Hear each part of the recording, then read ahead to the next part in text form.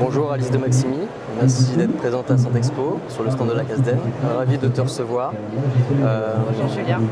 Merci. Deux questions. Déjà d'une, j'aimerais savoir, et puis pour faire profiter de ton expertise, de savoir qui tu es. Et puis après, deuxième question, c'est quelle est ton actualité ?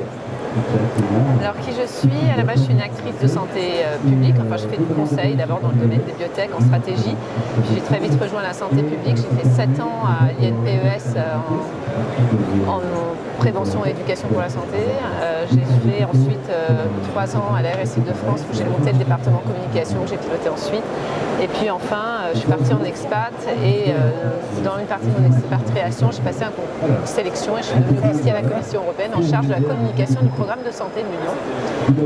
Et en faisant ça, j'ai eu l'idée d'un système qui permettait de partage des initiatives entre tous, patients, aidants et professionnels, un système organisé.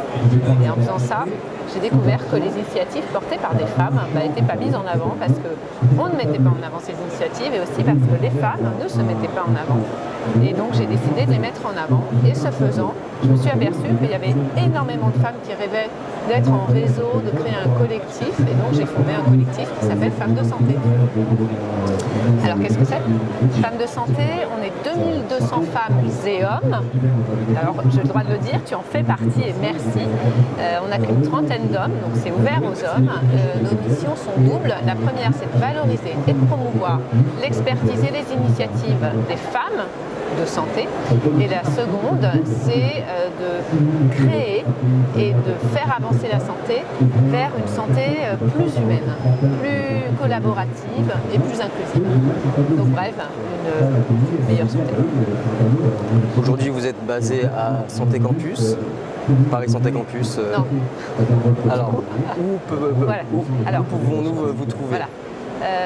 Aujourd'hui, la start-up qui porte le collectif, parce que c'est un collectif qui est exclusivement porté par la start-up, donc on ne reçoit pas de dons, on ne reçoit pas de subventions, on n'est pas en compétition avec les associations, mais on a un comité d'organisation qui décide de toutes les orientations stratégiques.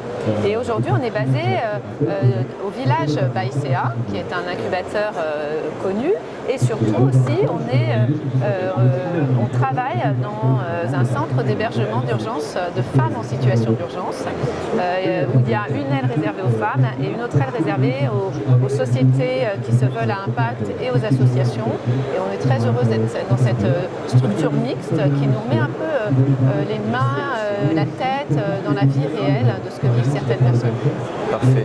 En tout cas, moi j'ai eu le grand plaisir de pouvoir intégrer ce collectif. Je t'en remercie.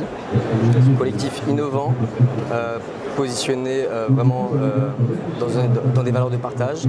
Aujourd'hui, comment peut-on aider ce collectif ? Alors en fait, ce qu'il faut comprendre, c'est que aider ce collectif, déjà, c'est le rejoindre. Donc ça, c'est très facile, www.femmesdesanté.fr, femme avec un S, santé sans accent. Et il y a tout de suite un bouton marqué « Rejoignez-nous ». Il suffit de remplir le questionnaire et on vérifie deux choses quand même, parce que c'est un collectif et on veut qu'on partage les valeurs. D'abord, on vérifie que les valeurs sont partagées et on vérifie aussi que la personne qui veut nous rejoindre travaille bien dans le secteur professionnel de la santé et du médico-social. On ne parle pas de bien-être. C'est important parce qu'il y a une frontière qui est souvent utilisée ou qui est souvent floue, mais on reste médico-social et santé. Ça, c'est le premier point. La deuxième façon de nous aider, c'est de partager ces initiatives, de s'entraider entre femmes de santé.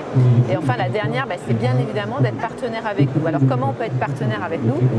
Comme nous, on n'est pas dans la demande de subvention, on propose des services. Les services qu'on propose, ils sont doubles. Le premier, c'est qu'on est devenu organisme de formation et qu'on crée des formations sur mesure dans plusieurs secteurs de la santé, mais aussi, et là, c'est là qu'on a un vrai savoir-faire en égalité des genres, bien sûr. Et le deuxième, c'est qu'on peut accompagner par une méthode collaborative qu'on a développée qui est unique, des grosses entreprises dans leur développement de promotion de la santé ou de réflexion autour d'une organisation, toujours pour qu'il y ait une santé plus juste et plus inclusive.